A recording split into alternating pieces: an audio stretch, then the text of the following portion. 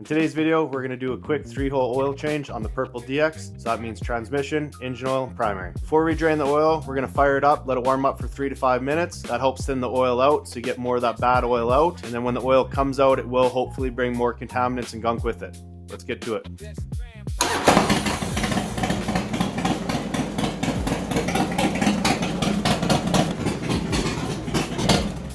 I let it warm up for about 5 minutes. It is a little bit hot to touch, so I'm going to let it cool down and then go ahead and drain all the oils. Grab a 5/8 socket. We are going to drain the main engine oil. This is the primary side of the bike.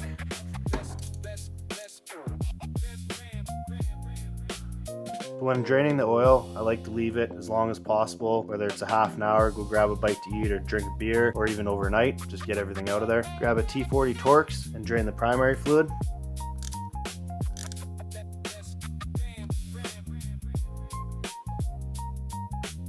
Grab your 5/8 socket again. We're going to drain the transmission. This is on the exhaust side of the bike, and that is the drain bolt right there.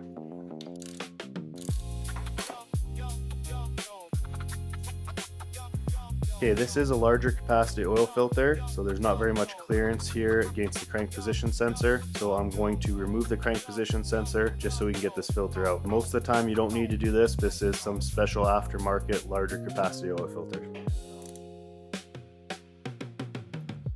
Crank position sensor out. Just gonna lay that off to the side now. I'm going to use the oil filter removal tool. You don't need it. Some of the oil filters do have a little nut on here, which is handy. This one doesn't, so this special tool is extra handy. I don't know who put this oil filter on, but must have been He-Man. So as you can see, this was way too tight. You only need to do it by hand, snug, and just a little quarter turn after that. So please don't do that to your bike or someone else's bike. Now that I have the filter loose, I just laid a rag underneath, and I'm gonna grab this tool here from Amazon, slide it underneath there, because any oil that does drip from the filter or the filter housing will come drain down here into a drain pan. Other than the mess, you don't want that oil dripping onto your motor mount, just because the oil does eat away and soften up the rubber mounts for the engine mounts. As you can see, we have oil coming down the funnel, so like I said, saves us the mess and destroying our engine mounts. Remove the funnel now. Grab your rag, just clean up the filter housing a little bit so nothing drips on your motor mounts. Because the filter was so tight, when we were backing it out, it actually loosened off the filter adapter stud. So we're going to go ahead and tighten that back up. It is a 7/8, so grab your socket and tighten that back up. We're going to toss the new filter in. Before we do that, we're going to oil up the O-ring here.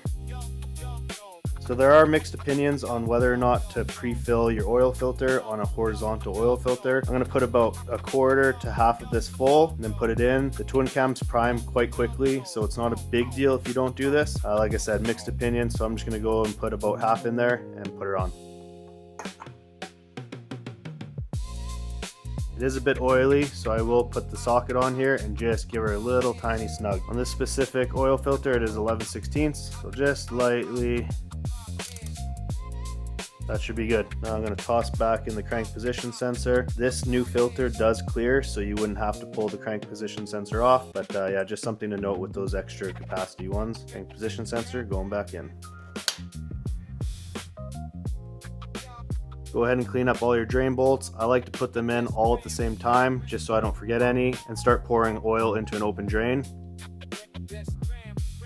When it comes to tightening drain bolts, regardless of what drain bolt it is, in my opinion, I don't think you should be using a torque wrench on any drain bolt. So just use some caution, snug them up, and then just give them an extra little bit. Doesn't need to be too tight just because it is a Harley, but you don't want them falling out either. With this specific drain bolt, there is an O-ring on it, so take a look at that quickly while you're cleaning them, replace if need be. So like I said, you feel it snug up right there. There we go. Again, snug there, just give it an extra little.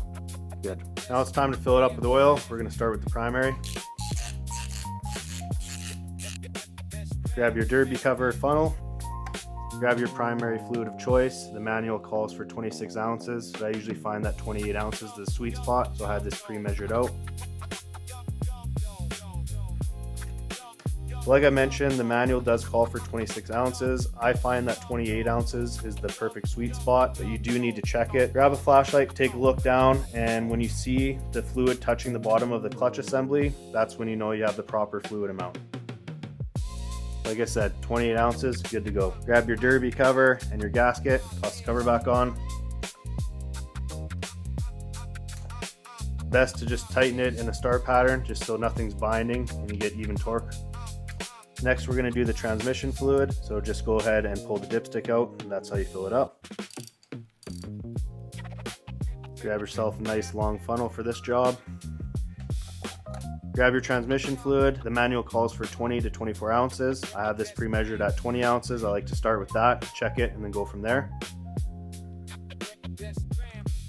We're going to let that settle for a few minutes, and then we will check the level. Again, with the transmission fluid, you check it when the bike is upright and level. And when you check it, you grab the dipstick and you just lay it in there. You don't screw it in there, so just lay it, pull it out, check it. Like I said, I like to give it a couple minutes just to settle. I like to use a red or a blue transmission fluid that you can see easily on the dipstick. Okay, the bike's been sitting for a couple minutes. We're going to grab our dipstick, lay it down in there, pull it out and check it. Looks good. So like I said, 20 ounce seems to be the play. Just tighten up the dipstick now. I like to start it by hand here. Just make sure it goes in straight. It doesn't need to be too tight at all because there's an O-ring on it and it's not under a ton of pressure. So just grab your ratchet and just give it a light snug. Now I'm going to fill the engine oil up. It is a little bit tricky with this exhaust to get at the dipstick. I did let the bike cool down after draining the oil, so it's a little bit easier and less dangerous. So yeah, I'm going to pull that out now, grab a funnel, get it filled up. Grab your long funnel again, just to get in there. Grab your engine oil of choice. The manual does call for 2.5 quarts from a wet capacity fill and 3 quarts from a dry capacity refill. So this one was a wet refill, so we're just gonna go ahead and do 2.5. Number 2. With the oil price these days, I'm getting every last drop. Now for the last one, there's 32 ounces in the quart, so we're gonna fill it up and we should have about 16 ounces left over. Perfect, 16 ounces left. Let that funnel drip off, quickly pull it out so you don't get oil all over your exhaust. Dipstick back in. When checking the engine oil, you do have to put the dipstick in all the way, but the bike is standing upright right now, so after we start it, we'll check it on the kickstand and then go from there. Okay, now we're gonna check the oil level. The bike is cold. You can do this from hot or cold, and it is sitting on the kickstand right now. But we are at the halfway mark.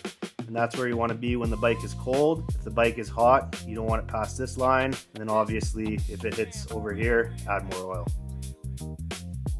That's it for today's video. Just a quick 3-hole oil change on the Purple DX. Thanks for watching. Don't forget to like, comment, subscribe. We'll see you in the next video.